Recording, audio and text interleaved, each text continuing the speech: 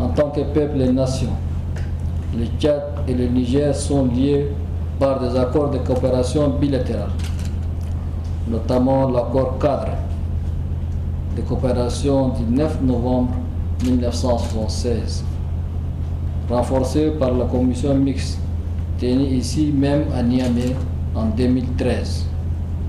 Ce cadre a permis d'élargir notre partenariat dans des domaines aussi variés que la sécurité, le commerce, l'environnement ou encore la mobilité des personnes. La suppression des visas entre nos deux peuples constitue à cet égard un acte fort, celui de la confiance mutuelle, mais aussi celui d'une vision partagée pour un avenir commun.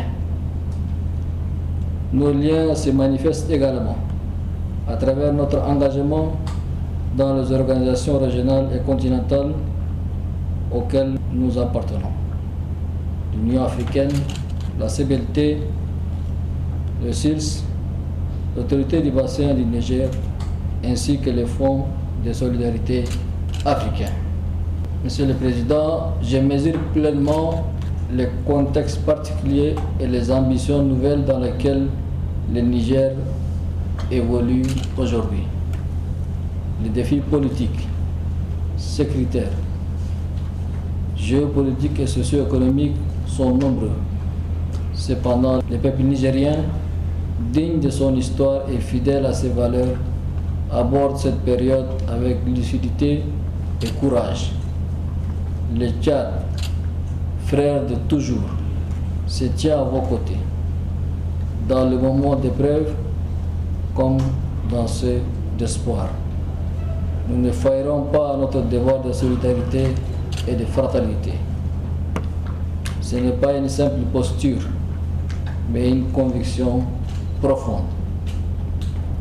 Ma présence ici dépasse largement celle d'un simple déplacement protocolaire. Elle s'inscrit dans une vision claire, celle de la souveraineté, celle d'une Afrique qui se réveille et qui décide de prendre en main son destin. Aussi, nous ne sommes pas un État venu pour juger, mais un peuple venu écouter, comprendre et tendre la main. Car nous savons ce que signifie défendre son intégrité, son honneur et sa dignité. Nous savons aussi que dans le moment de turbulence, le soutien des frères compte plus que tout. C'est le plaisir. Nous entrons dans une ère où nos choix doivent être dictés non plus par la peur ou l'attente, mais par la volonté souveraine de nos peuples.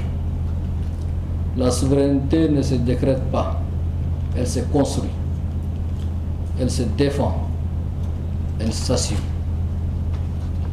Elle commence par une prise de conscience, celle que nous n'avons de compte à rendre qu'à nos peuples.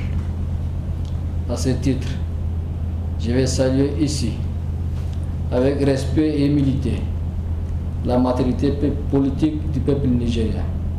Un peuple qui, dans les circonstances que nous connaissons tous, a fait entendre sa voix dans le calme, la dignité et la détermination.